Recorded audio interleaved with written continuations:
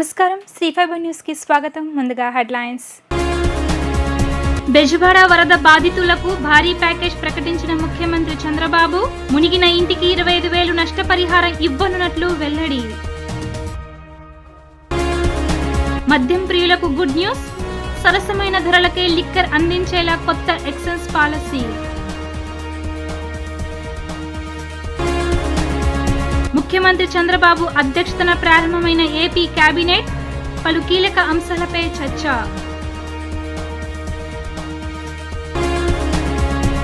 గత పాలకుల నిర్లక్ష్యం, అక్రమాలు శాపంగా మారాయని, బుడమేరు పనులు పూర్తి చేసి ఉంటే ఇబ్బంది వచ్చేది కాదని సీఎం చంద్రబాబు అన్నారు.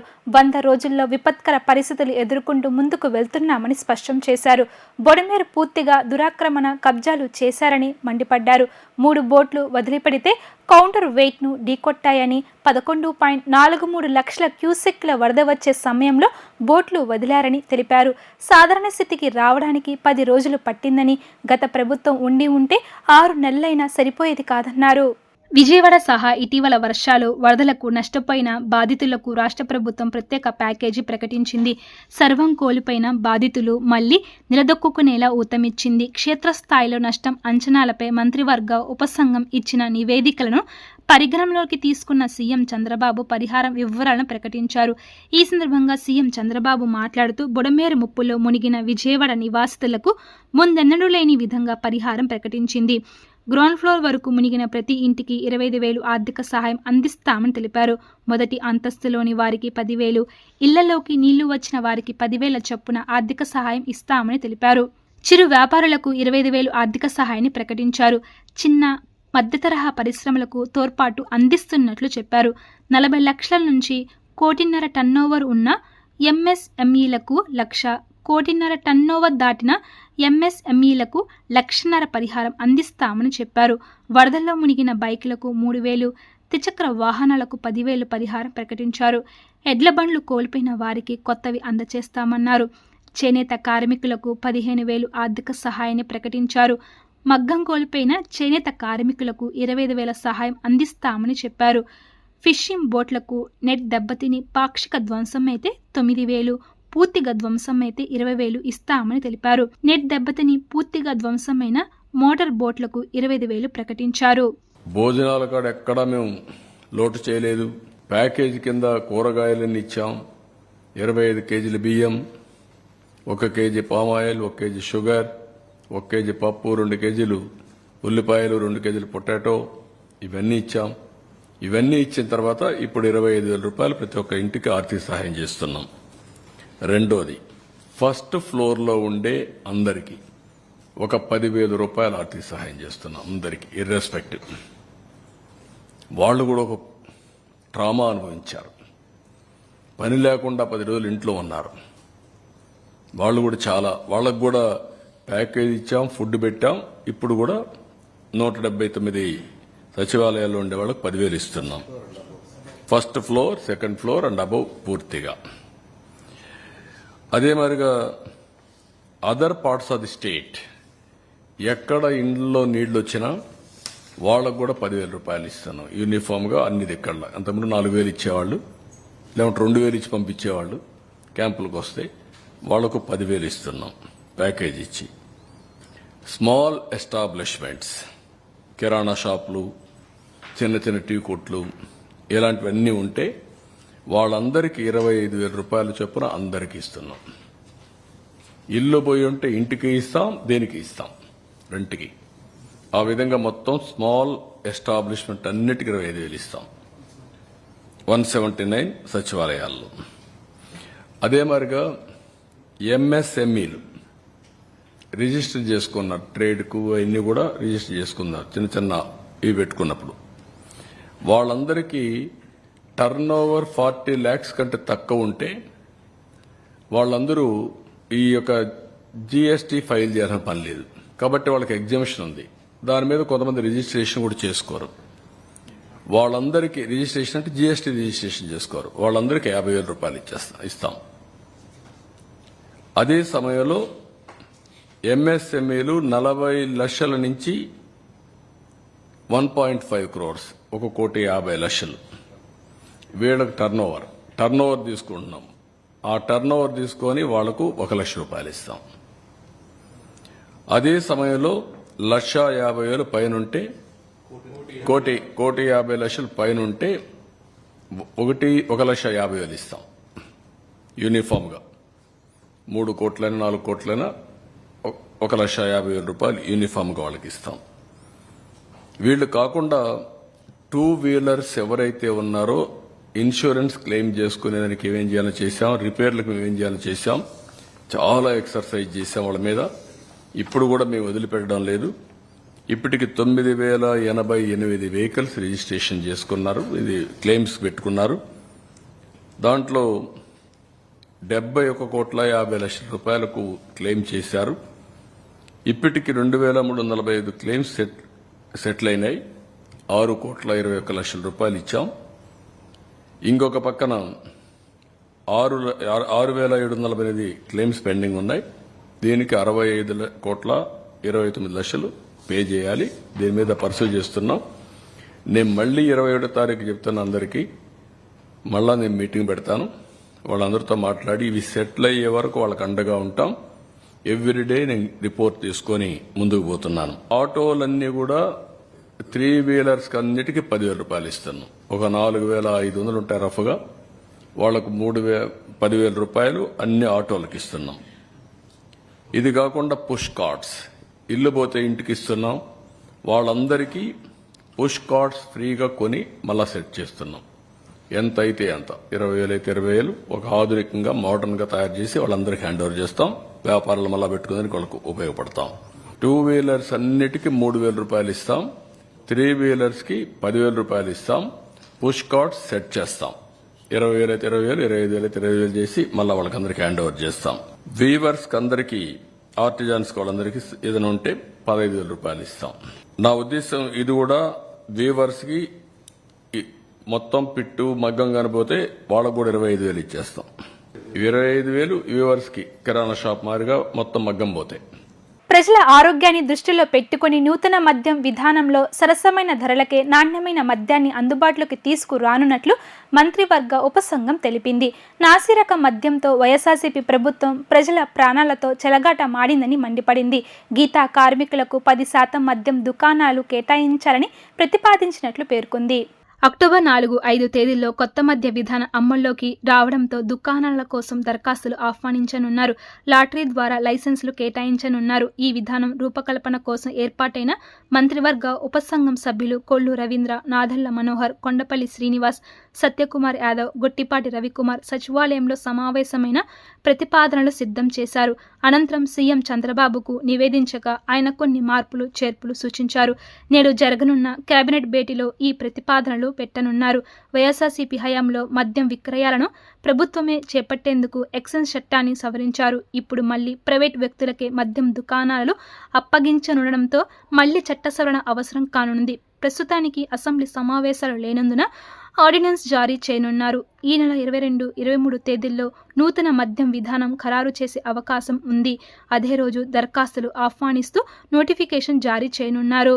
నాసి రకమైనటువంటి బ్రాండ్స్ తెచ్చి ప్రజల ఆరోగ్యాలతో చాలా మంది అనారోగ్యం పాలై చాలా మంది మృత్యువాత పడ్డారు. అనారోగ్యంలో కిడ్నీలు పోయినాయి, లివర్లు పోయినాయి, పెరాలసిస్, స్ట్రోక్, ఇవన్నీ కూడా చాలా పెద్ద ఎత్తున కేసెస్ పెరిగిపోయినాయి. ఇదే కాకుండా వాళ్ళ విధానాల్ని అమలు చేసుకునే దాంట్లో డిస్టిలరీస్ను కూడా వాళ్ళ చేతుల్లో తీసుకున్నారు. డిస్టిలరీస్ వ్యవస్థలు మొత్తాన్ని కూడా వాళ్ళ చేతుల్లో తీసుకున్నారు. వాళ్ళు చెప్పిన బ్రాండ్స్ మాత్రమే. కనీసం షాప్కి వెళ్ళి ఏ బ్రాండ్ అడిగే పరిస్థితి లేదు.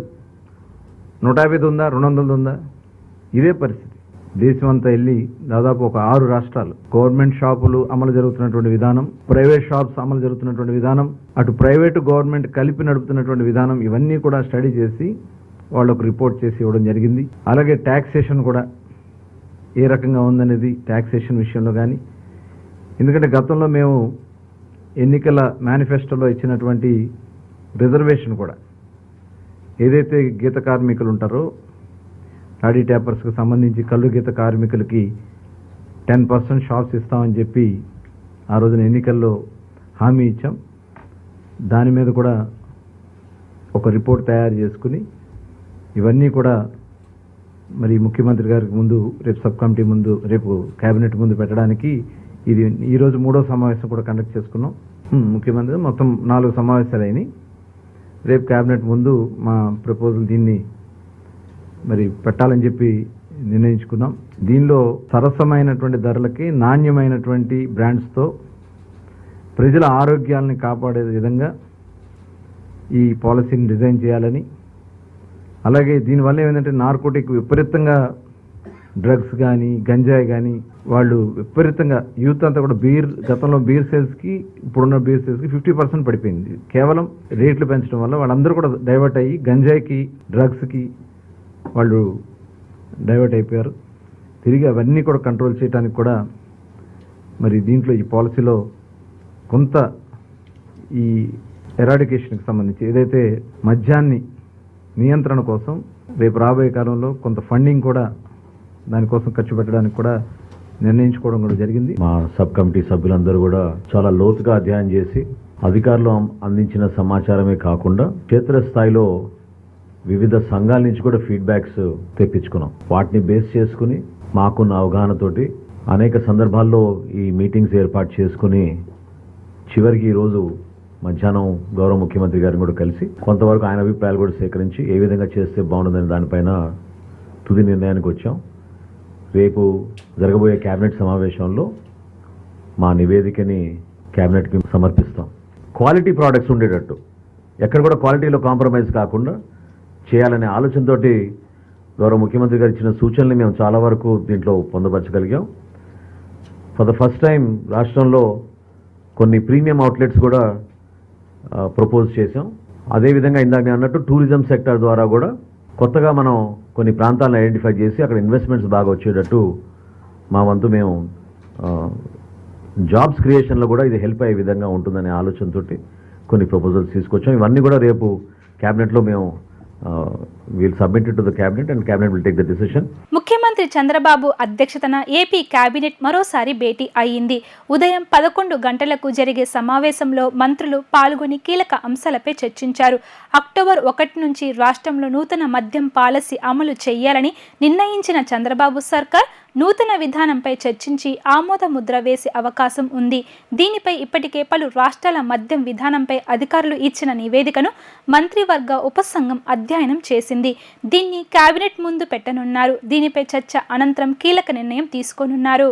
ఇటీవల కురిసిన భారీ వర్షాలు విజయవాడ నగరాన్ని ముంచెత్తాయి. అజిత్ సింగ్ నగర్, జక్కంపూడి, వాంబే కాలనీ, కండ్రిక, వైఎస్ఆర్ కాలనీ, నందమూరి నగర్, రాజరాజేశ్వరిపేట, భవానీ నగర్, ఊర్మిళ నగర్తో పాటు రాష్ట్రంలో ఇతర ప్రాంతాల్లో భారీ వర్షాలు పడి ప్రజలు తీవ్రంగా నష్టపోయారు. ఈ సందర్భంగా కేబినెట్ సమావేశంలో వరద నష్టంపై మంత్రులు చర్చించనున్నారు. వరద సహాయం, పంట నష్ట పరిహారం విషయంలో కేంద్రం నుంచి అందే సహాయంపైన కేబినెట్లో చర్చించనున్నారు. అలాగే 25,000 ఆర్థిక సహాయం చేస్తామంటూ ముఖ్యమంత్రి ప్రకటించిన నేపథ్యంలో దీనిపై కులంకషంగా చర్చించనున్నారు. మరోవైపు వరదల సమయంలో అధికారుల పనితీరుపై చర్చించి వారిని మంత్రి మండలి అభినందించనుంది. బొడమేరు గంట్లు పూడ్చడంలో జలవనరుల శాఖ మంత్రి రామానాయుడు, విద్యాశాఖ మంత్రి లోకేష్ చేసిన కృషి కేబినెట్లో ప్రస్తావించే అవకాశం ఉంది. ఈ నెల 20వ తారీఖుతో కూటమి ప్రభుత్వం ఏర్పడి 100 రోజులు కావడంతో ఇప్పటి వరకు చేసిన పనులపై మంత్రివర్గ సమావేశంలో చర్చించే అవకాశం ఉంది. వివిధ శాఖల మంత్రులు తమ 100 రోజుల ప్రణాళికల ఫలితాలపైన సమావేశంలో చర్చిస్తారు. మంత్రిత్వ శాఖలు ఇచ్చే నివేదికలపైన చర్చ జరగనుంది. 100 రోజుల పాలనలో మంత్రుల గ్రాఫ్ను ముఖ్యమంత్రి చంద్రబాబు అందించనున్నారు. జనసేన మంత్రుల గ్రాఫ్ను డిప్యూటీ సీఎం పవన్ కళ్యాణ్కు సీఎం ఇవ్వనున్నారు. వరద సహాయక చర్యల్లో ముఖ్యమంత్రి, మంత్రులు పనిచేసిన తీరును కేబినెట్ అభినందించనుంది. ఎన్డీఏ కూటమి ప్రభుత్వం అధికారంలోకి వచ్చి 100 రోజులు పూర్తి చేసుకున్న సందర్భంగా ముఖ్యమంత్రి నారా చంద్రబాబు నాయుడు కూటమి ఎమ్మెల్యేలతో ప్రత్యేక సమావేశం కానున్నారు. సాయంత్రం 4 గంటలకు మంగళగిరిలోని సీకే కన్వెన్షన్ హాల్లో 4 గంటలకు భేటీ ప్రారంభం కానుంది. సుమారు 3 గంటలకు పైగా ఈ భేటీ కొనసాగే అవకాశం ఉన్నట్లు సమాచారం. 100 రోజుల పాలనలో ప్రభుత్వం సాధించిన విజయాలను వివరించడంతో పాటు భవిష్యత్తు కార్యాచరణపై చర్చించే అవకాశం ఉన్నట్లు తెలియవచ్చింది. ఇటీవల టీడీపీ నుంచి సస్పెండ్ అయిన ఎమ్మెల్యే కోనేటి ఆదిమూలం తప్ప 3 పార్టీల ఎమ్మెల్యేలు అందరికీ ఆహ్వానించారు. 100 రోజుల పాలనలో ప్రభుత్వం సాధించిన విజయాలను వివరించడంతో పాటు భవిష్యత్తు కార్యాచరణపై చర్చించే అవకాశం ఉన్నట్లు తెలియవచ్చింది. ఇటీవల టీడీపీ నుంచి సస్పెండ్ అయిన ఎమ్మెల్యే కోనేటి ఆదిమూలం తప్ప 3 పార్టీల ఎమ్మెల్యేలు అందరికీ ఆహ్వానించారు.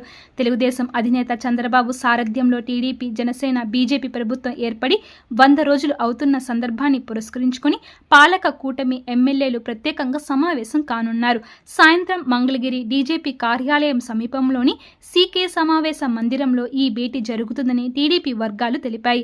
100 రోజుల సందర్భంగా ఎమ్మెల్యేలకు వారి పనితీరుపై ప్రోగ్రెస్ కార్డులు తయారు చేసి ఎవరికి వారికి విడిగా ఇవ్వాలని ముఖ్యమంత్రి చంద్రబాబు తొలుత భావించారు. అప్పటికి అవి సిద్ధమైతే ఇవ్వాలని, లేని పక్షంలో తరువాత ఇవ్వనున్నారు. ఇంకోవైపు మిత్ర పక్షాలకు సీట్లు ఇచ్చిన నియోజకవర్గాల్లో టీడీపీ ఇన్ఛార్జీలు, వైసీపీ గెలిచిన స్థానాల్లో ఓడిపోయిన టీడీపీ అభ్యర్థులతో కూడా విడిగా సమావేశం నిర్వహించాలని ఆ పార్టీ నాయకత్వం నిర్ణయించింది. విజయవాడ రూరల్ మండలం ఎనికేపాడు వద్ద బొడమేరు యూటీని ఎత్తుపెంచి నిర్మించాలని సిపిఐ జాతీయ కార్యదర్శి నారాయణ డిమాండ్ చేశారు. విజయవాడ ప్రకాశం బ్యారేజీ నుండి కాలువ ద్వారా ఏలూరు వెళ్లే నీళ్లు ఒకవైపు, దాని దిగువ భాగాన బొడమేరు పారుతూ ఉందన్నారు. ఈ రెండు విడివిడిగానే వెళ్లవలసి ఉందన్నారు. 1902లో బ్రిటిష్ వాళ్లు కట్టిన దానిని ఇప్పటి అవసరాలకు అనుగుణంగా ప్రస్తుతం ఎత్తు లేపాలన్నారు. ఏలూరు వెళ్లే నీళ్లు విడిగా, బొడమేరు నీళ్లు అండర్ గ్రౌండ్ గా పారాల్సి ఉందన్నారు. దీని ఎత్తు పెంచకుండా చంద్రబాబు నాయుడు రాత్రిపూట కూడా బోటెక్కి తిరగడం వల్ల ఎలాంటి ప్రయోజనం ఉండదని అన్నారు. ఇప్పటికైనా యుద్ధ ప్రతిపాదికన బొడమేరు పాత యూటీసీ తీసేసి ఎత్తు పెంచి నిర్మించకపోతే రాబోయే రోజుల్లో ముప్పు తప్పదని ఆయన హెచ్చరించారు. ఇది ఎనికేపాడు యూటీ, ఇది ఒకవైపు బ్యారేజ్ నుంచి ఏలూరు పోయేటువంటి నీళ్ళు, ఇవి అంటే బుడమేరు అండర్ గ్రౌండ్లో పోయేటువంటి నీళ్ళు. ఈ రెండు విడివిడిగానే పోవాలా. 1902లో కట్టిన బ్రిటిష్ వాళ్ళు అప్పుడు ప్రకారం కట్టారు. ఇప్పుడు దాని ఎత్తు లేపాలి. ఎత్తు లేపి ఈ ఏలూరు పోయే నీళ్ళు యథావిధికి పోవాలి. బుడమేరు నుంచి వచ్చే నీళ్ళు కింద ఆటోమేటిక్గా పోవాలి. అది డ్యూటీ అంటారు దాన్ని. అది కట్టకుండా ఎన్నెన్నో బోట్లు ఎక్కి తిరిగితే మాత్రం ఎలా లాభం? చంద్రబాబు రాత్రి 10 గంటల బోట్లు ఎక్కి తిరుగుతుంటాడు. మంచిది, తిరగని ముఖ్యమంత్రి తిరగడం మంచిదే. కానీ ఇవి పట్టుకోవాలి, చెప్పాలి ఒక మాట. దీన్ని పడగొడతాను, నేను కడతాను చెప్పి ఒక మాట చెప్పాలి కదా. అవేం చెప్పకుండా చెప్తే లాభం? ఇప్పుడైనా సరే యుద్ధ ప్రాతిపదికన ఈ బుడమేరు యూటీని మొత్తం తీసేసి అప్పులేపి కట్టే తప్ప రేపు రాబోయే రోజుల్లో ఫ్లడ్ ఆగదు. ప్రకాశం బ్యారేజీ వద్ద చిక్కుకున్న బోట్ల తొలగింపు ప్రక్రియ విజయవంతం అయ్యింది. 40 టన్నుల భారీ బోటును బెకం ఇన్ఫ్రా సంస్థ ఇంజనీర్లు ఒడ్డుకు చేర్చారు. 2 పడవల ఇనుప గడ్డర్లతో అనుసంధానించి వీటికి అదనంగా మరో 2 భారీ పడవలు అనుసంధానించి లాగడంతో బ్యారేజీ గేట్ నుంచి బోటును తొలగించారు. ప్రకాశం బ్యారేజీ వద్ద చిక్కుకున్న బోట్ల తొలగింపు ప్రక్రియ విజయవంతం అయింది. 8వ రోజు 40 టన్నుల భారీ బోటును బెకం ఇన్ఫ్రా సంస్థ ఇంజనీర్లు ఒడ్డుకు చేర్చారు. గేట్ల వద్ద అడ్డుపడిన పడవలను బయటకు తీసేందుకు గత 7 రోజులుగా ఇంజనీర్లు, అధికారులు తీవ్రంగా ప్రయత్నించారు. తాజాగా బోట్ల తొలగింపు ప్రక్రియలో పురోగతి ఇంజనీర్లు సాధించారు. 2 పడవలు ఇనుప గడ్డర్లతో అనుసంధానించి వాటిని అదనంగా మరో 2 భారీ పడవలు అనుసంధానించి బోటును బయటకు లాగారు. 4 భారీ పడవల సహాయంతో బోటును బయటకు తీసుకువచ్చేందుకు తీవ్రంగా శ్రమించారు. భారీ పడవలతో లాగడంతో బోటు దిశలో వచ్చింది. అదేవిధంగా తొలుత 30 మీటర్ల మేర ముందుకు కదిలింది. అనంతరం బ్యారేజీ గేటు నుంచి 1/2 కిలోమీటర్ మేర నదిలోకి లాక్కెళ్లారు. అక్కడ నుంచి ఇంజనీర్లు, అధికారులు బోటును ఒడ్డుకు చేర్చారు. ఈ ప్రక్రియలో తొలుత పడవను చైన్ పుల్లలతో ఎత్తుకు లేపారు. నీట మునిగిన పడవను పైకి తీసుకువచ్చారు. నది అడుగు నుంచి 10 అడుగుల పైకి తీసుకువచ్చి బ్యారేజీ గేట్ నుంచి ఒడ్డుకు చేర్చారు. తొలుత పలు ప్లాన్లను ట్రై చేసిన అనంతరం సరికొత్త ప్రణాళికలతో బెకం ఇన్ఫ్రా ఇంజనీర్లు భారీ బోటును ఒడ్డుకు చేర్చారు. ఇక బ్యారేజీ వద్ద 2 భారీ, 1 మోస్తారు బోటు అడ్డుపడి చిక్కుకొని ఉన్నాయి.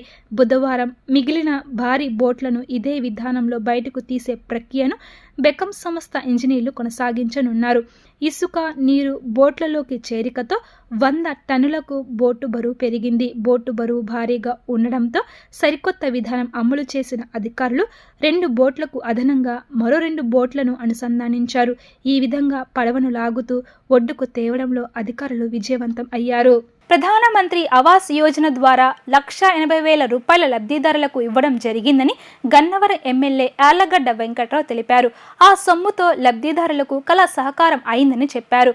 గత ప్రభుత్వ హయాంలో ఇదే ప్రాంతంలో పేదల ఇళ్ల కోసం అనేక మంది రైతులు భూములు ఇచ్చారని, కానీ అప్పటి ప్రభుత్వం రైతులకు ఎలాంటి డబ్బులు చెల్లించకుండా మోసం చేసిందని ఆయన మండిపడ్డారు.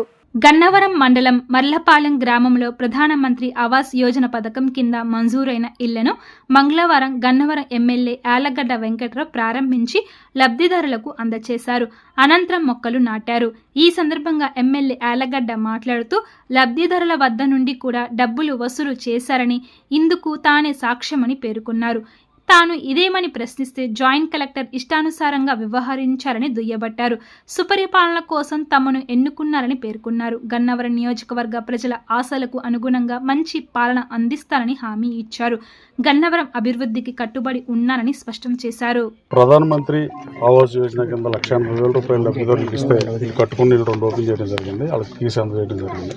గత వైఎస్ఆర్ కాంగ్రెస్ పార్టీ ప్రభుత్వ హయాంలో ఇదే ప్లేస్ మనం ఎక్కడైతే నుంచుని మాట్లాడతామో ఇక్కడ నలుగురు రైతులు, ఈ గ్రామానికి సంబంధించిన 4 రైతులు, శాస్త్రి గారు కానీ, లేకపోతే విశ్వేశ్వరరావు కానీ, అప్పారావుని మంచి కాలం చేశారు ఆయన కానీ, ఇంకొని వెంకటేశ్వరరావు, వీళ్ళు 4 ల్యాండ్ ఇస్తే అప్పుడు నేనే ఎక్విజిషన్ చేశాను.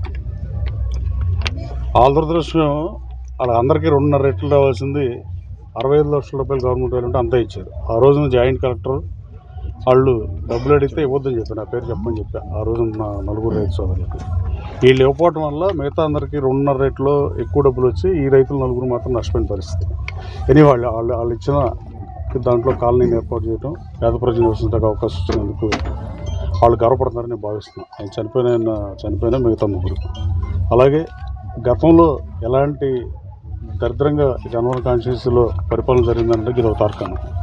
అందరు రైతులకి అలా కాకుండా సుప్రీంకోర్టు గైడ్లైన్స్, గవర్నమెంట్ నామ్స్ పాటించకుండా ఇలా చేసిన పరిస్థితి. జాయింట్ కలెక్టర్ అయితే బరితెగిచ్చి ఆ రోజున అందరి దగ్గర డబ్బులు వసూలు చేసిన పరిస్థితి. కాదు అట్లాంటి గన్నవరం మాకు వద్దని గన్నవరం ప్రజలు ఎప్పుడూ ఎవరు మెజార్టీ ఇచ్చి మంచి పరిపాలన కోరుకుంటూ సుపరిపాలన కోసం నాకు ఓటేశారని భావిస్తున్నా. నేను ఆ రోజు కూడా చెప్పాను, నేను వీళ్ళ దగ్గర కిక్ బ్యాక్లు తీసుకోవాలి. ఆ రోజున పాలకులందరూ కిక్ బ్యాక్లు తీసుకున్నారో లేదని గన్నవరం ప్రజలకి, మీడియాకి తెలిసిన విషయం. తీసుకోలేదని వాళ్ళ దమ్ము ధైర్యం ఉంటే గుళ్ళో వచ్చి చుట్టేయచ్చు వెంకటేశ్వర గుళ్ళు ఇక్కడ. అట్లాగే రాబోయే కాలంలో గన్నవరం నియోజకవర్గాన్ని అభివృద్ధిగా పనిచేస్తానని మీ ద్వారా తెలియజేస్తున్నాను. Thank you. రాష్ట్రంలో వివిధ ప్రమాదకర పరిశ్రమల్లో 3 మాసాలకు ఒక్కసారి తప్పకుండా సేఫ్టీ ఆడిట్ నిర్వహించాలని ప్రభుత్వ ప్రధాన కార్యదర్శి నీరబ్ కుమార్ ప్రసాద్ ఆదేశించారు. ప్రభుత్వ శాఖల్లో 100 రోజుల కార్యాచరణ ప్రణాళికలను పటిష్టంగా అమలు చేయడం ద్వారా నిర్దిష్ట లక్ష్యాలను సాధించాలని ఆయన స్పష్టం చేశారు. రాష్ట్ర సచివాలయంలో ప్రభుత్వ ప్రధాన కార్యదర్శి నీరబ్ కుమార్ ప్రసాద్ ఐటీఐఎన్సీ, NRI empowerment, tourism and cultural, cinematography, పరిశ్రమలు, వాణిజ్యం, కార్మిక, ఫ్యాక్టరీలు తదితర విభాగాల అధికారులతో సమీక్షించారు. ఈ సందర్భంగా పరిశ్రమల శాఖకు సంబంధించి మాట్లాడుతూ ప్రమాదకర పరిశ్రమలో 3 నెలలకొకసారి సేఫ్టీ ఆడిట్ను తప్పక నిర్వహించాలని సీఎస్ ఆదేశించారు. పరిశ్రమల్లో ప్రమాదాల నివారణకు అవసరమైన ముందస్తు జాగ్రత్త చర్యలు తీసుకునేలా చూడాలని స్పష్టం చేశారు. గత ప్రభుత్వ హయాంలో ప్రవేశపెట్టి అమలు చేసిన వివిధ పథకాలు, కార్యక్రమాలను పూర్తిగా సమీక్షించుకోవాల్సిన అవసరం ఉందని సీఎస్ పేర్కొన్నారు. ఇంకా ఈ సమావేశంలో పలు అంశాలపై ఆయన అధికారులతో సమీక్షించారు. బాలీవుడ్ నటి జత్వానీ కేసులో భయంతోనే నీలి మీడియా తప్పుడు రాతలు రాస్తుందని పొత్తుల సునీత ఆరోపణలు చేశారు. నీలి మీడియాలో మహిళను కించపరుస్తూ తప్పుగా రాయడాన్ని తీవ్రంగా ఖండించారు. జత్వానీ కేసుకు దేశవ్యాప్త మద్దతు లభిస్తుందని అన్నారు. నీలి మీడియా మాత్రం దోషులను కాపాడేందుకు తప్పుడు రాతలు రాస్తుందని పీతల సుజాత ఆరోపించారు. ఈ సందర్భంగా పీతల సుజాత మాట్లాడుతూ కుట్రపూరితంగా మహిళల అందరినీ ఇబ్బందులకు గురి చేయాలని వైసీపీ నేతలు చూస్తున్నారని మండిపడ్డారు. ఇది వారి దిగజారుడు రాజకీయానికి నిదర్శనమని అన్నారు. జగన్మోహన్ రెడ్డి స్క్రిప్ట్తోనే జత్వానీపై కేసులు నమోదు చేస్తున్నారని అన్నారు. జత్వానీని, ఆమె తల్లిదండ్రులను వైసీపీ నేతలు దారుణంగా హింసించారని ఆరోపించారు. మొన్నటి సార్వత్రిక ఎన్నికల్లో వైసీపీ 151 నుంచి 11కు పడిపోయేసరికి జగన్ రెడ్డి మైండ్ బ్లాక్ అయిపోయిందని పీతల సుజాత ఆరోపణలు చేశారు. వైసీపీ ప్రభుత్వంలో లాగా కూటమి ప్రభుత్వంలో చేస్తామంటే కుదరదు అని స్పష్టం చేశారు. తప్పు చేసిన వారు ఎంతటి వారైనా చర్యలు తప్పకుండా తీసుకుంటామని పీతల సుజాత హెచ్చరించారు. ఎవరైతే ఈ దోషులున్నారో ఆ దోషులని రక్షించేందుకు జగన్ రెడ్డి గారు వాళ్ళ యొక్క పత్రికలో తప్పుడు కథనాలు రాయటాన్ని తీవ్రంగా ఖండిస్తున్నాం. సాక్షి చైర్పర్సన్ అయినటువంటి భారతీరెడ్డి గారు ఒక మహిళే కదండి. భారతీరెడ్డి గారు ఒక మహిళ ఉండి సాటి మహిళ మీద దారుణంగా వేధించబడినటువంటి ఒక మహిళ మీద, అన్యాయానికి గురైనటువంటి ఒక మహిళ మీద వాళ్ళ పత్రికలో అంత ఘోరంగా రాయటానికి భారతీరెడ్డి గారు మీకు సిగ్గు అనిపించట్లేదా? మీరు మహిళే కదా. ఇదెంత దారుణమండి, ఇదెంత నీచమండి, ఇదెంత అమానుషమండి. ఎంత కుట్రపూరితంగా ఆ మహిళను బదనాం చేయాలని, ఆమెనే కాదు మహిళలందరినీ బదనాం చేసే విధంగా ఒక మహిళగా ఉండి మీరు ఇలా సాక్షి పత్రికలో రాయిపించడం అనేది అసలు ఎంత మీ యొక్క దిగజారుడుతనానికి నిదర్శనంగా నేను భావిస్తున్నా. పాపం ఆ జత్వానీని ఎంత దారుణంగా వాళ్ళ పేరెంట్స్ని ఎంత చిత్రహింసలకు గురి చేశారు వైసీపీ గవర్నమెంట్లో. జత్వానీని ఎంతలా వేధించారు వైసీపీ గవర్నమెంట్లో. అసలు ఎంత దారుణంగా పోలీసు వ్యవస్థను చేతిలో పెట్టుకొని జగన్మోహన్ రెడ్డి గారు ఎంత దారుణంగా మహిళల్ని అన్యాయంగా ఆ కుటుంబాలు అవమానపడే రీతిలో ఎంత దారుణంగా అవమానించారు. ఈ రోజున చంద్రబాబు నాయుడు గారి ప్రభుత్వం వచ్చింది కాబట్టి ఈ రోజున వేధించబడినటువంటి మహిళలకి అందరికీ కూడా ధైర్యం వచ్చింది. అవమానానికి గురైనటువంటి మహిళలందరికీ కూడా ధైర్యం వచ్చింది. మోసపోయినటువంటి మహిళలందరికీ కూడా మా చంద్రన్న ముఖ్యమంత్రి అయ్యారు, మేము బయటకు వచ్చి మాకు జరిగినటువంటి అన్యాయాన్ని చెప్పాలని ఒక ధైర్యం వచ్చింది. వార్తలు ముగించే ముందు హెడ్లైన్స్ మరోసారి. బెజవాడ వరద బాధితులకు భారీ ప్యాకేజ్ ప్రకటించిన ముఖ్యమంత్రి చంద్రబాబు. మునిగిన ఇంటికి 25,000 నష్టపరిహారం ఇవ్వనున్నట్లు వెల్లడి. మద్యం ప్రియులకు గుడ్ న్యూస్. సరసమైన ధరలకే లిక్కర్ అందించేలా కొత్త ఎక్సైజ్ పాలసీ. ముఖ్యమంత్రి చంద్రబాబు అధ్యక్షతన ప్రారంభమైన ఏపీ కేబినెట్. పలు కీలక అంశాలపై చర్చ. ఇవి ఇప్పటి వరకున్న updates. Keep watching Sri fiber news.